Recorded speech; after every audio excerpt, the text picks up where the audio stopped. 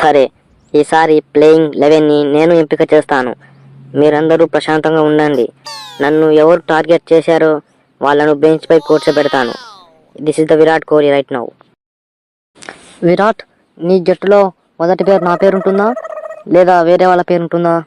లేక టాస్ గెలవకపోతే నన్ను తప్పిస్తావా ఏంది? చెప్పు. రోహిత్ అన్న, టాస్ మీద ఎందుకంత ఓవర్ పిచ్ డైలాగులు? గ్రీజ్లో నిలబడి కనీసం 20 బంతులన్నా ఎదుర్కోగలవా నువ్వు? చెప్పు. ప్లేయింగ్ 11 ముందు నాకు ఒక ప్రశ్న ఉంది. నా హెయిర్ స్టైల్లో ఏది మ్యాచ్కు సరిగ్గా ఉంటుంది? ప్యాషన్ కూడా గేమ్లో ఒక భాగమే కదా, చెప్పండి. ప్యాషన్తో పాటు పిచ్ మీద పనులు కూడా చేయాలి హార్దిక్. నువ్వు బౌలింగ్ చేసేసరికి ప్రత్యర్థులకు పార్టీ స్టార్ట్ అన్నట్లే అనిపిస్తుంది కదా, చెప్పు. జడు, నీ స్టైలిష్ ఫీల్డింగ్ గురించి అందరికీ తెలుసు, కానీ నాకు పిచ్ మీద బంతులు తక్కువ వస్తున్నాయని నేను ఫీల్ అవుతున్నా.